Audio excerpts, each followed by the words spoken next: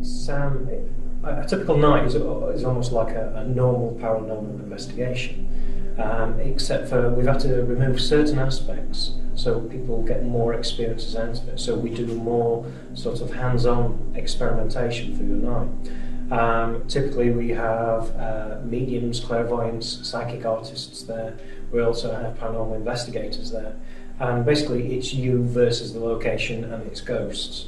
We take you there, we tell you all about the history, we tell you all about the things that have happened there, and then we do a number of workshops to teach you how to use the latest ghost hunting equipment, and also as well is how mediums work and how they work within a location. We then split you up into very small little groups, place you into the small haunted areas and see how it kicks off. And that's when the fun starts. Is it true that York's the most haunted city in Europe? Oh, absolutely. If you look at the amount of hauntings that occurs within the city centre of York, there's more hauntings and ghost reports per square mile than any other place in the whole of Britain. Let's not forget that York is one of the oldest cities in Britain.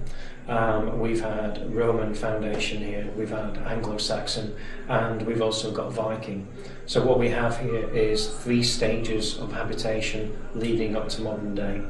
Also as well is cutting straight the way through York is a major ley line that begins from the York Minster, leads through 2 churches and finishes around Clifford's Tower, and that cuts all the way through. And what we've done through research is actually found that a lot of the hauntings cluster around there.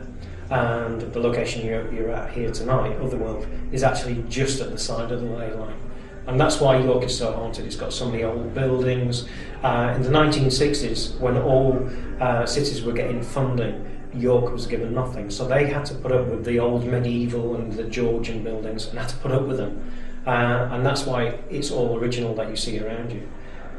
It is, without a doubt, and I've been investigating for over 20 years, the most active, the most paranormal, and underhyped as well. There's a lot of people, certainly Derby promotes itself as being the dead centre of England, and there's more hauntings, without a doubt. You go in the archives, you find page after page of folklore, of hauntings, and every street's got a tale.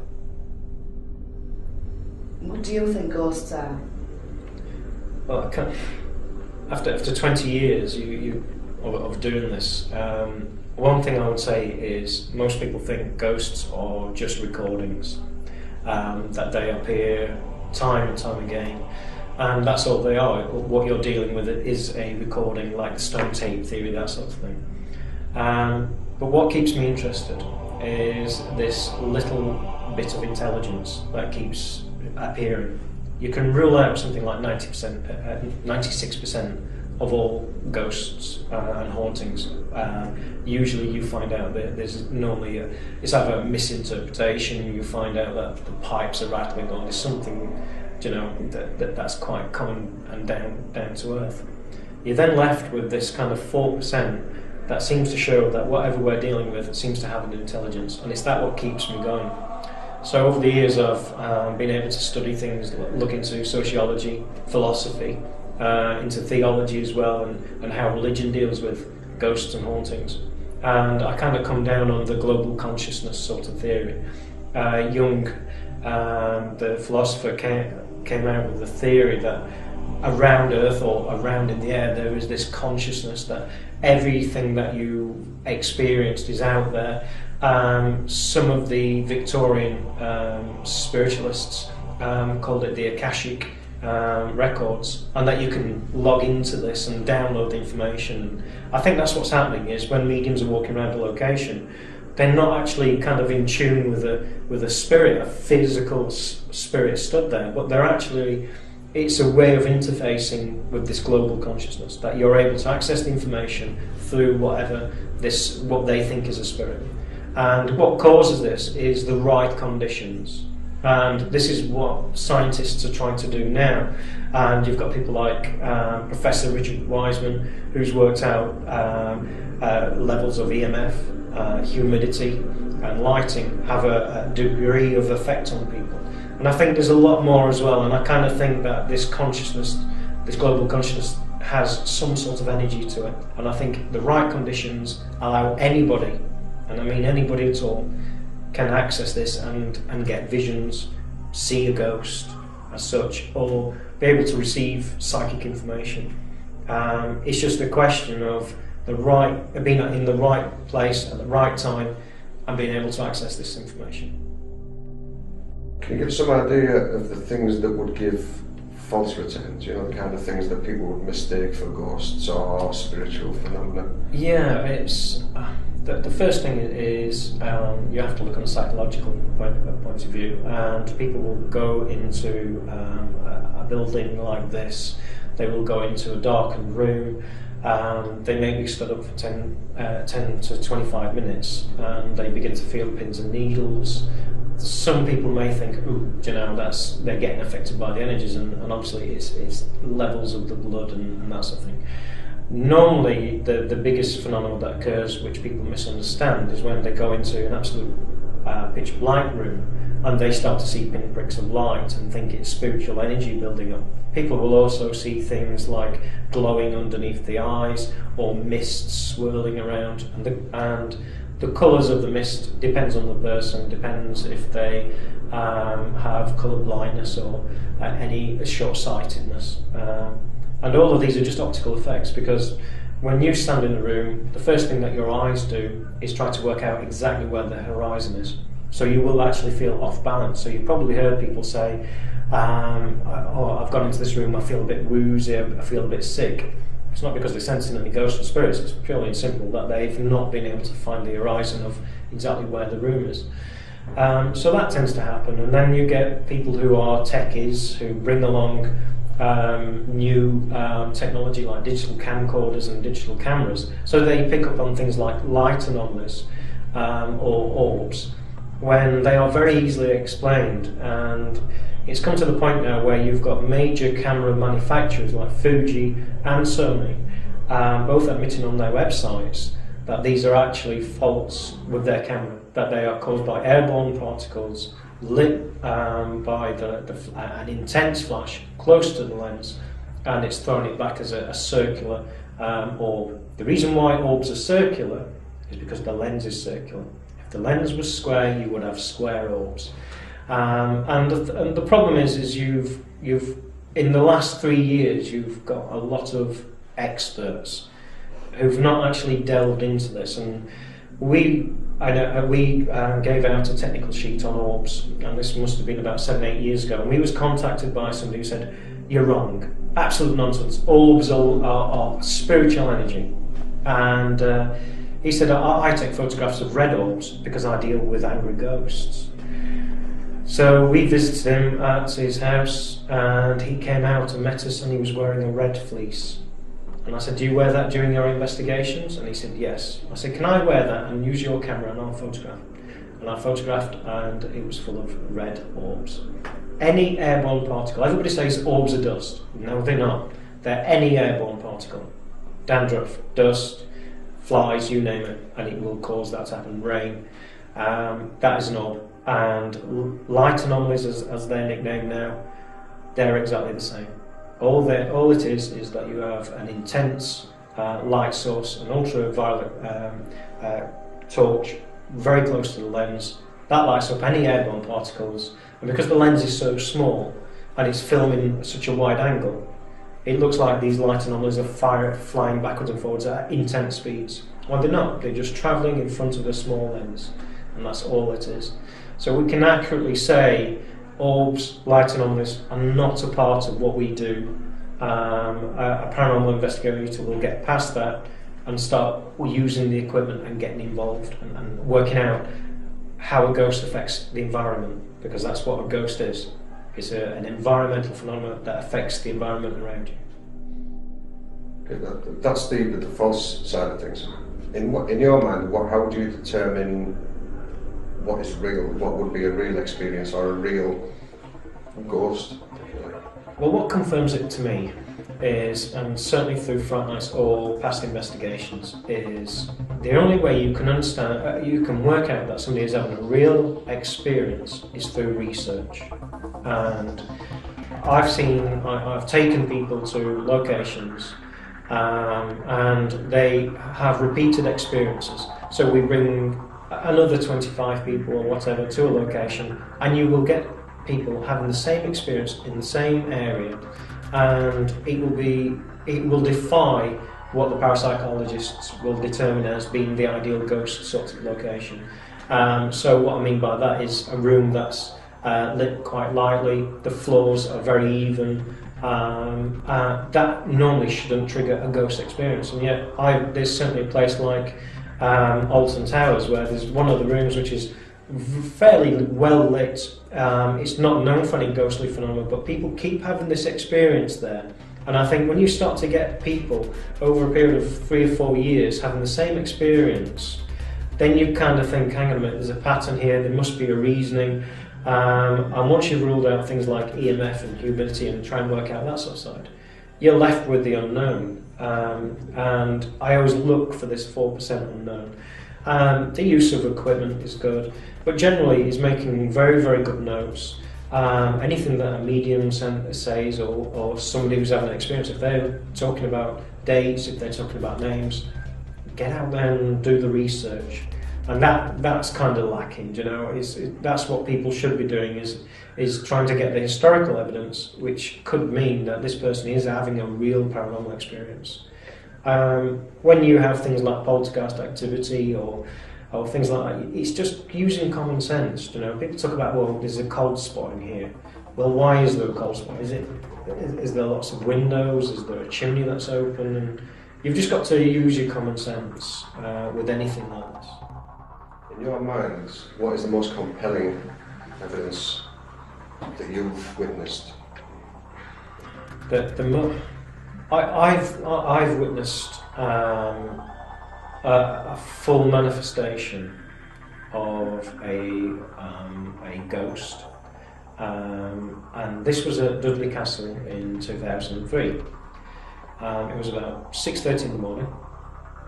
We had 22 attendees taking part in one of our overnight investigations, and for the final part, it was getting light outside. We decided to do a séance, and we got everybody in a circle and we said, everybody hold hands. The reason why we did that is to make sure that nobody was messing around, you know, throwing stones or anything like that. But it was light enough that you could see everybody. And we were sat there, is there anybody here? Is there anything happening? And all of a sudden, there was what sounded like a chair scraping across the floor. Everybody looked behind, couldn't see anything. It began to get lighter outside. Is there anything here? Next minute the chair went bang bang. Everybody kind of jumped up. I said, everybody keep holding hands. I wanted to make sure that nobody's faking this. And all of a sudden the chair began to move again and it flipped over. And it was 8 foot behind me. Everybody in the group all saw this happening. It was basically a simple wooden chair. There was nobody near it, there was no bags, it wasn't tipped over. That tipped over, and then there was a sound like somebody opening up a sweet wrap, but it was coming from an opposite corner, near one of the stone coffins, and out of the coffin was like a swirling mist, and if you rubbed your hand in front of a TV and you get that staticky charge, it looked like that swirling. A number of people said, oh, what's happening? The EMF meters went all to red, so there was an increase in static electricity. I just said, everybody keep calm, don't say anything, just watch, observe, and I'll talk to you later. And it was swirling, and then slowly but surely, a head, and then shoulders appeared, and then a 35-year-old ex-marine jumped up and shouted, switched the torch on, well, you can imagine what he shouted. Somebody switched the torch on, and that was the energy broke. Before anybody talked, I said, everybody, shh, get outside, get a pen and paper, write down what you saw. And they all walked off, didn't come back, and they all saw the same thing as what I saw. They saw manifest partially the top half of a child aged between 12 and 14, long black hair, red dress and a white collar. It was highly detailed. It was just like a girl was appearing there, and to me that was one of the most spectacular things to happen. Everybody always has this fallacy that you have to be in small groups or at least by yourself to see a ghost. It's absolute nonsense. We had a good team there that night. We were all relaxed. It was getting early in the morning and it kicked off, and that happened. And I was very impressed with that because we had the correlation with the EMF as well, exactly at the same time.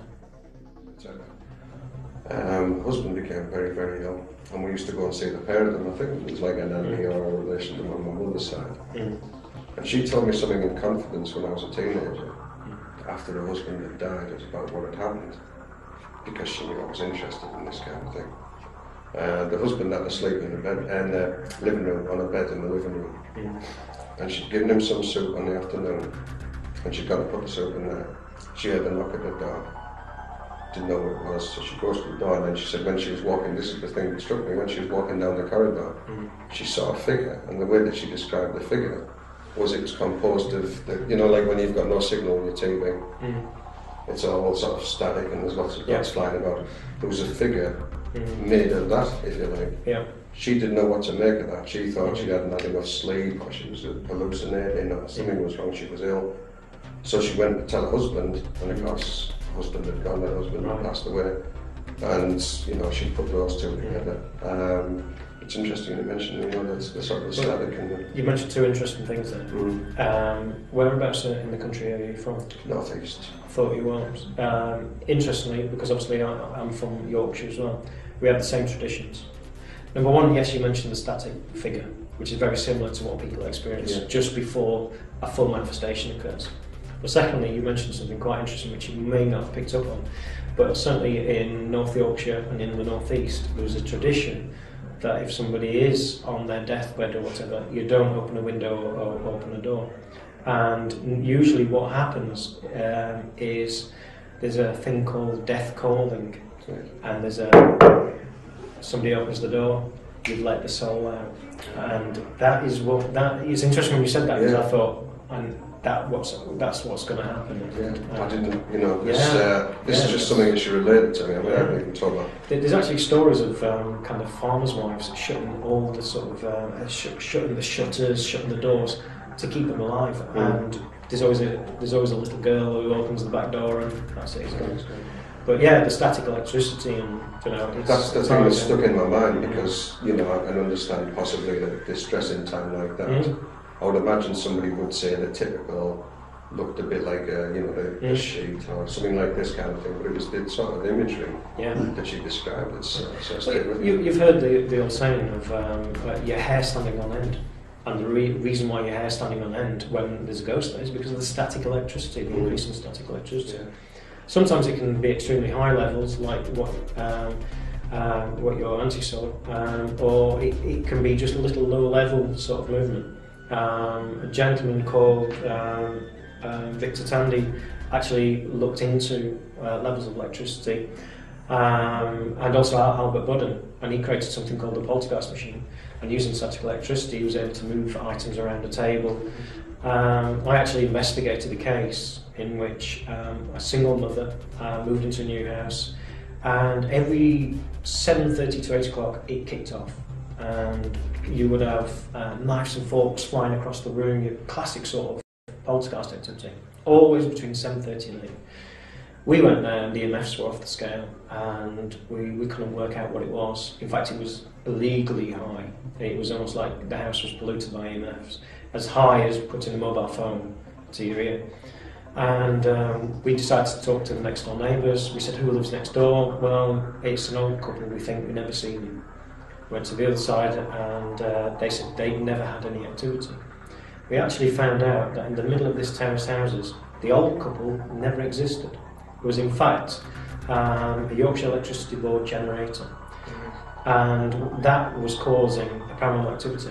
Why between 7:30 and 8 did it kick off? Because that's when everybody watches Coronation Street. They flicked the switch, increased the electricity, she caught, and she had the poltergeist activity. So we know that static electricity is sometimes involved, not all the time, but sometimes.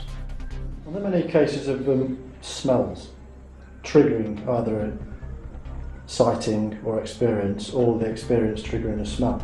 Yeah, I mean, there's always the classic case of where people smell lavender or Parma violets, and I think it must be. I don't think people are actually smelling that perfume. I think it must be a reaction to the energy. Like, do you know, earth lights, which is caused by seismic activity, and you get these balls of light appearing. When an earth light appears, people smell sulphur. And in the olden days, they used to think it was an appearance of Lucifer, Satan, that sort of thing, because of the sulphur. I think when people are smelling things like lavender, Parma violets, sweet perfume, it's a reaction to the ghost. I don't think it's actually. If you look into any of the stories where apparently there's a perfumed lady, the person in question usually isn't a very perfumed person anyway. Certainly in the Georgian times or medieval times, they didn't used to walk around wearing perfume. Smell is something that always happens within ghost phenomena. Is it always? Oh yeah, you at Woodchester Mansion, you get the smell of blood, and how you can differentiate between the dusty smell of Woodchester Mansion and blood is that you get a metallic taste in your mouth, and that's when people get a little bit freaked out. So yeah, it's interesting. I wonder if this is tied in with physiology, because you know they say people just before strokes can smell burning in the hair, this kind of thing. Yeah. So I wonder if it's some kind of tuning into. Well, people who have brain tumours, they can have absolute different tastes. They can suddenly taste sticky nail pie or whatever, and it must be some sort of reaction with whatever we're dealing with. Maybe it is EMF levels, and it is causing them to smell that sort of thing. And I had an experience when I was younger, and nobody could explain it. My parents just said they were scientific and sceptical, and they just kind of said people who see ghosts just are highly imaginative, and that's it. But then I began to talk to other members of the family, and they said that they'd had experiences.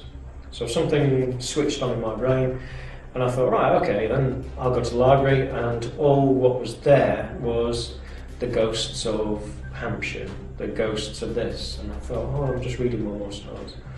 So I tried to tackle it from different angles.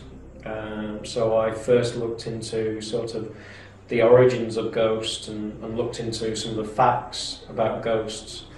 Most people don't realise that that before 1838, and it's been narrowed down now to a specific day, before that day, any ghosts that were seen, and you can double check this, were always friends or family that came back to tell a message or to give some sort of revengeance. After that day, ghosts changed. People began to see Roman soldiers. People began to see all the historical characters. And there's one reason why, and that's the education system was kicked into place. And what you have there is a change of perception by people. They begin to get educated, and then all of a sudden they're interpreting the energy, EMF, whatever you want to call it, and they were suddenly seeing historic ghosts, and the whole facet of ghosts had actually changed.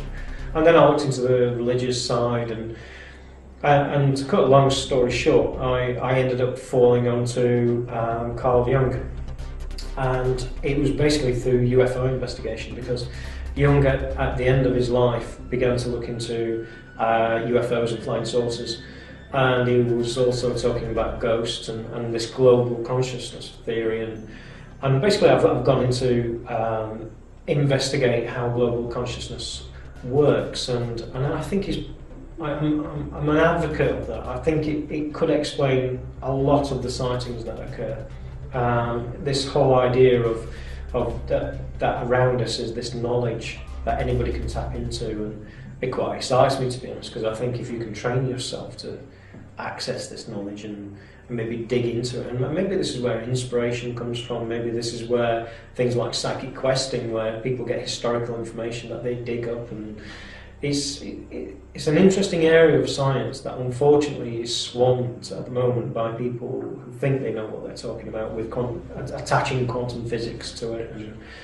And it's well worth anybody getting involved into that sort of investigation.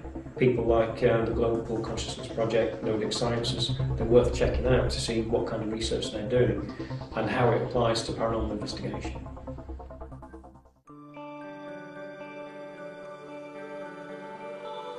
Very top. up on the very top. Any lights in No, do you know the attic? Do you go in there? So what sort of things you do there? Can you just, all I would say is it's very low ceiling and you've got to lean over. Forward. Oh, over to the There you right. are. So just take your time. This is how they built medieval buildings, basically. You know, just added little sections here and there.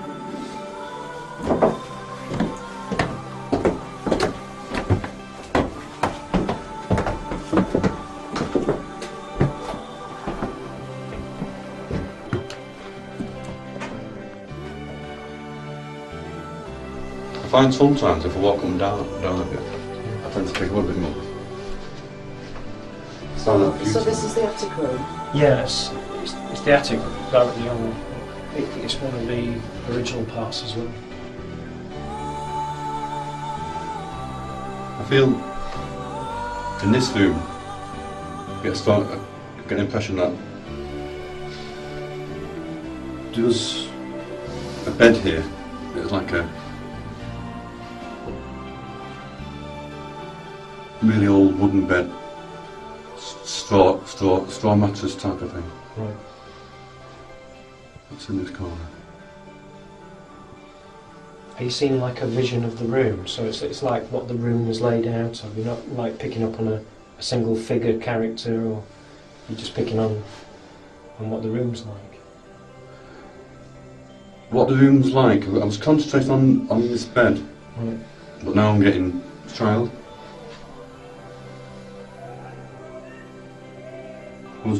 My attention was drawn to the child. It was like my attention was there, and then all of a sudden I was drawn to this child.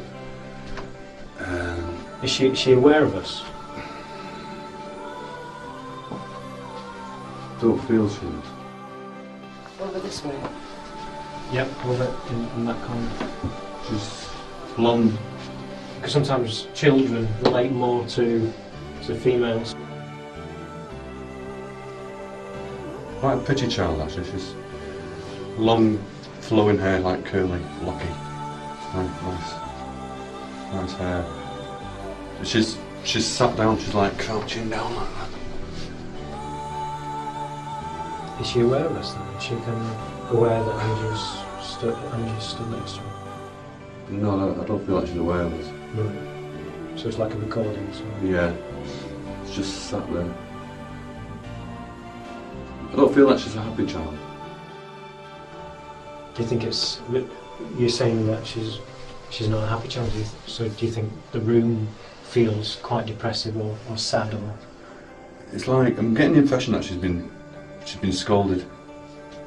When I say scolded, she's been told off. Right. Yeah. She's sulking really.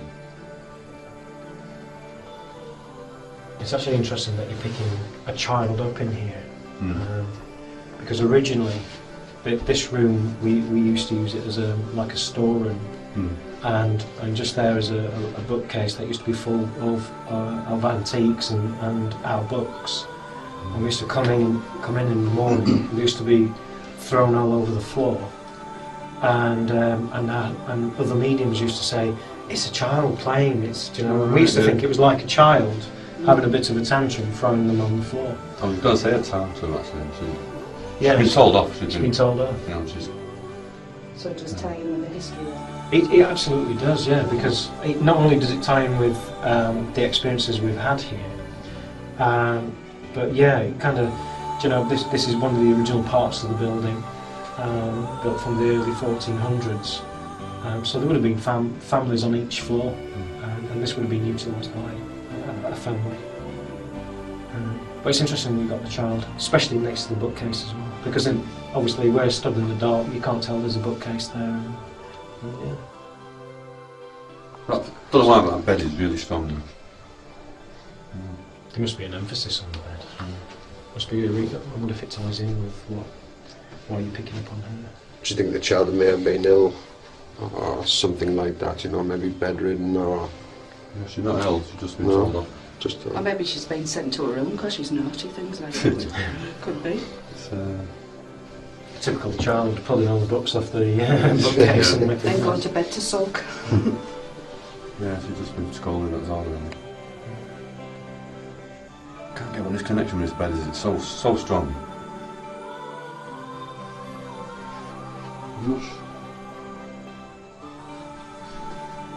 I'm not sure if she's been scolded actually.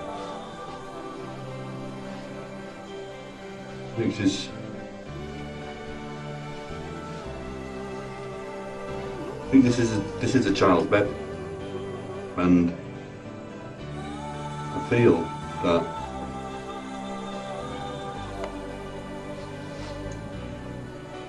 whatever's going on over there, where she's knocked off the books, and she said, it's because she's more upset. Right. Do you get any names at all? Or, well, do you get any idea of a name? Or How old she is. Age, I'd say about 8. I feel she may have been abused. But this is a recording, isn't it? It's not kind of, she's not trapped here or anything. It makes me feel like, I feel she's been abused because I'm getting such a strong connection here with the bed. Yep. And I'm just picking up that she's so upset over there and she's like whacking things about. So is the floor vibrating?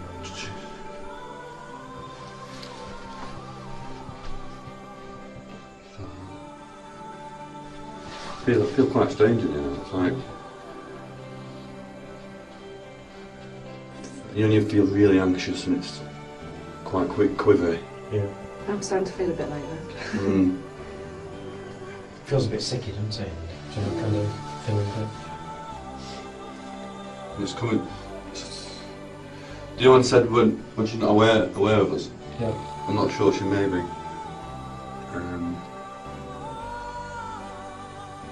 Because as you said, I'm picking stuff up now, so she must be aware of us. It does actually feel like a change of atmosphere in here. Yeah. Do you know like what you were saying, Andrew? It's kind Yes. of, it's kind of, it's gone from, I actually felt quite relaxed in here, but it's gone. Now I'm feeling a bit anxious. I don't want to go into too much detail really, but I feel somebody's holding her head down. I think it's a partner.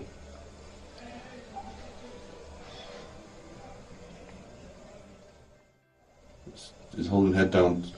She's got her face down. She's holding her head down. But he's obviously doing things that I don't want to talk about really. I'm getting a link actually. There's a chap that we picked up on before downstairs. And it's a very tall chap, very broad, and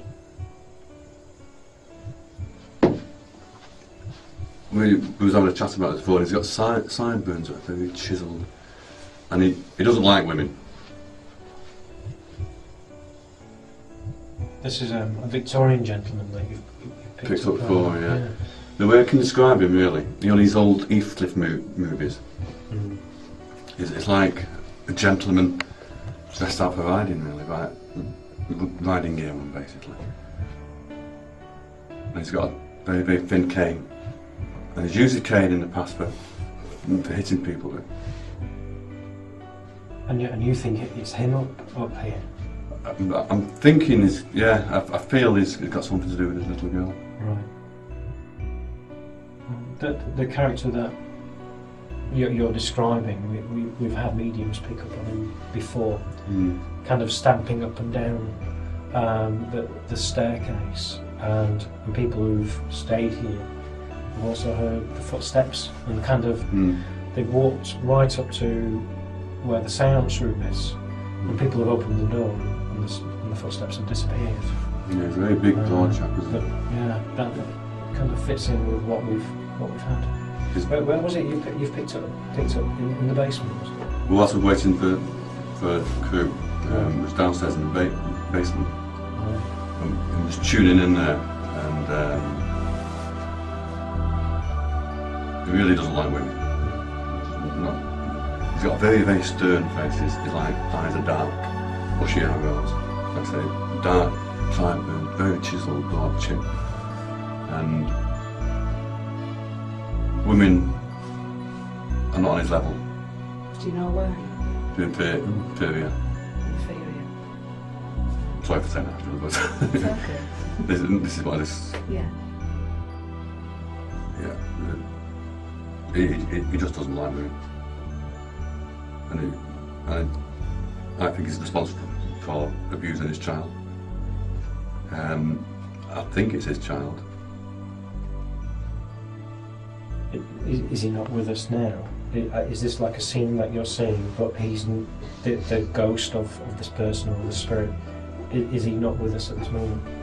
No, he's not with us now, no. I don't think he's far behind.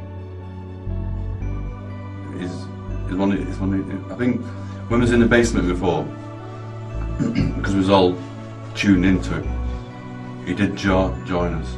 At one time he faded away, but then he joined us again. I think at the moment he's just observing, he's just staying behind.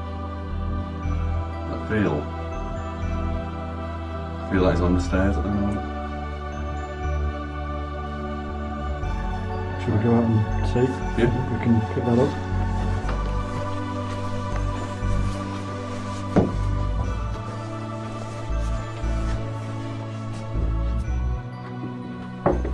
It's a change down there now. The atmosphere's getting more electric. Do you fancy that? It's like the building's changed from when we were in here earlier. It's by the sounds from.